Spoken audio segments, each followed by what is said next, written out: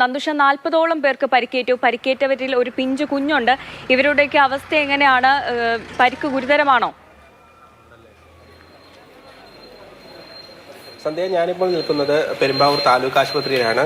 ഇവിടെയുള്ള വിദ്യാർത്ഥികളെല്ലാം തന്നെ നിസ്സാര പരിക്കുകളോടെയാണ് ഇവിടെ പ്രവേശിപ്പിച്ചിരിക്കുന്നത്. നമുക്കറിയാം, ഈ അത്യാഹിത വിഭാഗത്തിനുള്ളിലാണ് വിദ്യാർത്ഥികളെല്ലാം തന്നെ ഉള്ളത്. ഏതാണ്ട് 15ഓളം വിദ്യാർത്ഥികൾ ഈ ഹോസ്പിറ്റലിലും അതോടൊപ്പം സ്വകാര്യ ഹോസ്പിറ്റലിലായി ഏതാണ്ട് 18ഓളം വിദ്യാർത്ഥികളും മറ്റുമാണുള്ളത്. 2 സ്വകാര്യ ആശുപത്രികളിലായി വിദ്യാർത്ഥികളെ പ്രവേശിപ്പിച്ചിട്ടുണ്ട്. ആരുടെയും പരിക്ക് ഗുരുതരമല്ല എന്നാണ് ഇപ്പോൾ അറിയാൻ സാധിക്കുന്നത്.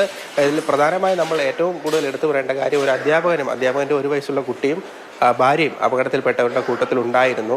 ഇവരുടെ നിലയും ഏതാണ്ട് തൃപ്തികരമായ സാഹചര്യത്തിലാണെന്നാണ് നമുക്കറിയാൻ സാധിക്കുന്നത്. ഏതായാലും വിദ്യാർത്ഥികൾ ബസ് ഇടിച്ച് ഇടതുവശത്തേക്ക് മറിഞ്ഞതിനാൽ വിദ്യാർത്ഥികളുടെ ബസ്സിൻ്റെ ഇടതുവശത്തുണ്ടായിരുന്ന വിദ്യാർത്ഥികൾക്കാണ് പ്രധാനമായും പരിക്കേറ്റത്. ഈ ഭാഗത്തുണ്ടായിരുന്ന വിദ്യാർത്ഥികളുടെ കൈകൾക്ക് ചെറിയ പരിക്കും അതോടൊപ്പം തന്നെ മുറിവുകളും വിദ്യാർത്ഥികൾ തമ്മിലുണ്ടായ അങ്ങോട്ടും ഇങ്ങോട്ടും അപകടം നടന്ന സമയത്ത് അങ്ങോട്ടും ഇങ്ങോട്ടും കൂട്ടിയിടിക്കുകയും ചെറിയ മുറിവുകൾ ഉണ്ടാവുകയും ചെയ്തു. ചെറിയ പൊട്ടലുകളെല്ലാം വിദ്യാർത്ഥികൾക്ക് ഉണ്ടായി. അതുകൊണ്ട് തന്നെ ആരുടെ നില ഗുരുതരമല്ല. എല്ലാവർക്കും ആവശ്യമായ ചികിത്സയെല്ലാം തന്നെ 3 ആശുപത്രികളിലുമുള്ള ഡോക്ടർമാർ നൽകിക്കഴിഞ്ഞു. ഇപ്പോൾ എക്സ്റേയും മറ്റു കാര്യങ്ങളുമൊക്കെ എടുക്കാനായി വിദ്യാർത്ഥികളെ മറ്റു സ്ഥലങ്ങളിലേക്കൊക്കെ കൊണ്ടുപോയിക്കൊണ്ടിരിക്കുകയാണ്. ആരുടെയും നില ഗുരുതരമല്ല എന്ന് തന്നെയാണ് സന്ധ്യ അറിയാൻ കഴിയുന്നത്. ഇവിടെ താലൂക്ക് ആശുപത്രിയിലുള്ള വിദ്യാർത്ഥികളെല്ലാം തന്നെ നിലവിൽ തൃപ്തികരമായ സാഹചര്യത്തിലാണുള്ളത്. സന്ധ്യ, നന്ദുഷയാണ് ആശുപത്രിയിൽ നിന്നുള്ള വിവരങ്ങൾ നൽകിയത്. നന്ദുഷ, ഒരു കുട്ടിയുടെ കാര്യം പറഞ്ഞായിരുന്നു. ആ കുഞ്ഞിന്റെ ആരോഗ്യനില തൃപ്തികരമാണോ? അതെന്തെങ്കിലും അറിയാൻ സാധിച്ചായിരുന്നോ?